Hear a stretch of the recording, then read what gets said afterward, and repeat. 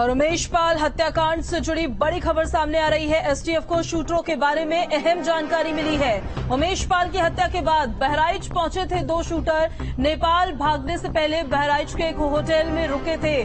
बड़ी खबर इस वक्त की आपको बता रहे हैं। एसटीएफ को शूटरों के बारे में ये अहम जानकारी मिली है कि नेपाल भागने से पहले बहराइच में एक होटल में दो शूटर रुके थे। बड़ी खबर इस वक्त की बड़ी जानकारी दे रहे हैं आपको। उमेश पाल हत्याकांड में इन शूटरों की तलाश लगातार जारी है, न सिर्फ अलग अलग राज्यों में पर इसके साथ साथ नेपाल, बांग्लादेश, इन देशों में भी तलाश हो रही है। मानवेंद्र इस खबर पर ज्यादा जानकारी के साथ संवाददाता कनेक्ट हो गए। मानवेंद्र, उमेश पाल की हत्या के बाद बहराइच पहुंचे थे दो शूटर। कौन से दो शूटर है, ये क्या जानकारी है? देखिए, बताया जा रहा है कि गुलाम और अरमान हैं और जिस तरह से पूरी घटना घटी थी उसके बाद क्योंकि अतीक अहमद एक समय था कि बहराइच से अतीक अहमद ने चुनाव भी लड़ा था, तो कुछ बेस बनाया होगा अतीक अहमद ने, वहां पे कुछ संपर्क रहे होंगे और इसी के चलते जो शूटर भागे थे नेपाल की तरफ, तो बहराइच होकर के नेपाल की तरफ भागे थे, ऐसा बताया जा रहा है। और इस दौरान वो बहराइच के एक होटल में रुके भी थे और उसके बाद रात भर रुकने के बाद वो वहां से फिर फरार हो गए थे। तो ये एसटीएफ जब रूट चार्ट तैयार कर रहा था शूटर्स का, तो उस दौरान ये जानकारी आई थी और उस होटल पर एसटीएफ की टीम भी पहुंची थी, लेकिन तब तक वो शूटर्स वहां से निकल चुके थे।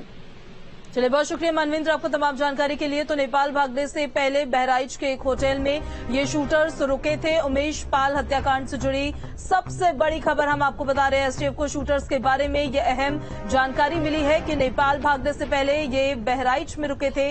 उमेश पाल की हत्या की, बमबाजी की, गोलीबारी की और हत्या करने के बाद सारे शूटर्स अलग अलग जगह चले गए थे।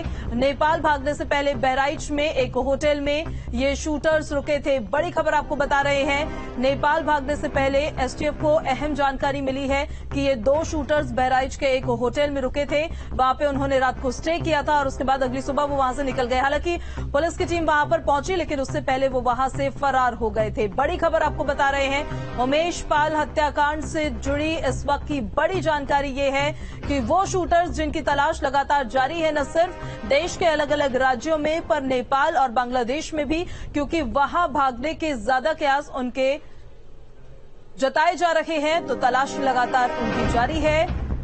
उमेश पाल हत्याकांड से जुड़ी बड़ी खबर हम आपको बता रहे हैं। माफिया अतीक अहमद के कुनबे की भी मुश्किलें अब और बढ़ती हुई नजर आ रही है। एसटीएफ को शूटर्स के बारे में हम जानकारी मिली है। बरेली जेल में बंद अशरफ को हाई सिक्योरिटी तन्हाई बैराक में से जुड़ी भी जानकारी। अशरफ की मुलाकात पर पूरी तरह से फिलहाल पाबंदी लगाई गई है। अशरफ से कोई मुलाकात नहीं कर सकता है। अशरफ का एक वीडियो भी सोशल मीडिया पर ये देखिए वायरल हो रहा है। बताया जा रहा था कि एक महीने पहले कुछ इस वीडियो को पोस्ट किया गया था, जिसमें कोर्ट में पेशी के दौरान यहां पर अशरफ पान खाता हुआ नजर आ रहा था, जो उसके गुर्गे ने उसको दिया था। मानवेंद्र हमारे साथ ज्यादा जानकारी के साथ जुड़ गए हैं। मानवेंद्र, अशरफ से मुलाकात करने पर अब पूरी तरह से पाबंदी, पूरी जानकारी बताइए।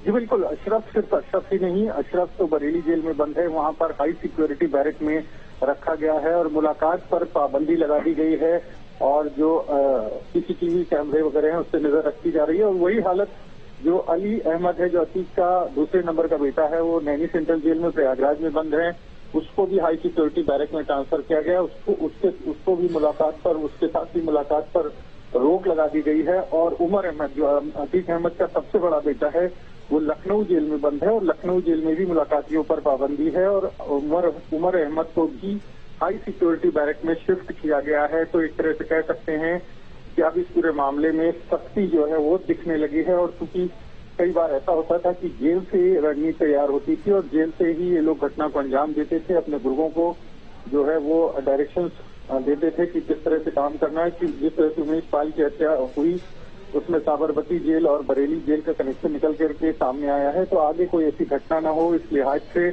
अब अतीक अहमद के करीबी रिश्तेदार और गुर्गे जो हैं उनको हाई सिक्योरिटी बैरक में रखने का निर्णय लिया है। तो फिलहाल उमर अहमद, अशरफ और अली अहमद को हाई सिक्योरिटी बैरक में अलग अलग जिलों के जेल में रखा गया है और उनसे मुलाकात पर भी पाबंदी लगा दी गई। उनसे मुलाकात पर पाबंदी लगा दी गई है और अब उनको हाई सिक्योरिटी बैरक में मानवेंद्र जरूर रखा गया है, लेकिन जिस हत्याकांड को अंजाम देना चाहते थे उसको अंजाम देते हुए नजर आए हैं उमेश पाल की। उन्होंने हत्या करवा दी, लापरवाही कहीं ना कहीं रही है। जी बिल्कुल, जिस तरह से देखिए लगातार मामले सामने आ रहे हैं, जो बरेली जेल है उसमें दो लोगों पर कार्रवाई हुई है। जिस तरह से वो वहां पर अशरफ को सुविधाएं दे रहे थे और उसका अशरफ का उमेश पाल हत्याकांड का बरेली जेल से कनेक्शन निकल करके सामने आया है। तो एक तो अब कह सकते हैं कि लकीर पीटने जैसी स्थिति है और क्योंकि जो घटना बड़ी घटना थी उसको अतीक गैंग ने अंजाम दे दिया है। अब ये देखना होगा कि इस पर कार्रवाई किस तरह से होती है।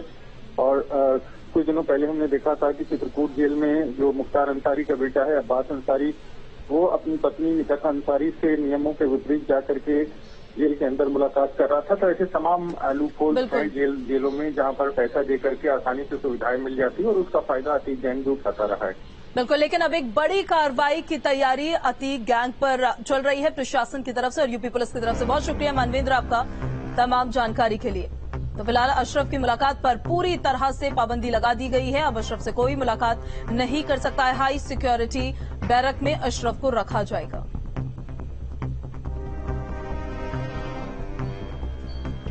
तो अली की मुलाकात पर रोक लगाई गई है। अली के बैरक के सीसीटीवी की फीड डीजी जेल के कंट्रोल रूम को भेजी जा रही है। प्रयागराज से हम आपको ये जानकारी पूरी बड़ी बता रहे हैं। अतीक अहमद के कुनबे की अब मुश्किलें और बढ़ती हुई नजर आ रही है। न सिर्फ अतीक के बेटे, अतीक के भाई को लेकर भी अब सिक्योरिटी और ज्यादा बढ़ा दी गई है।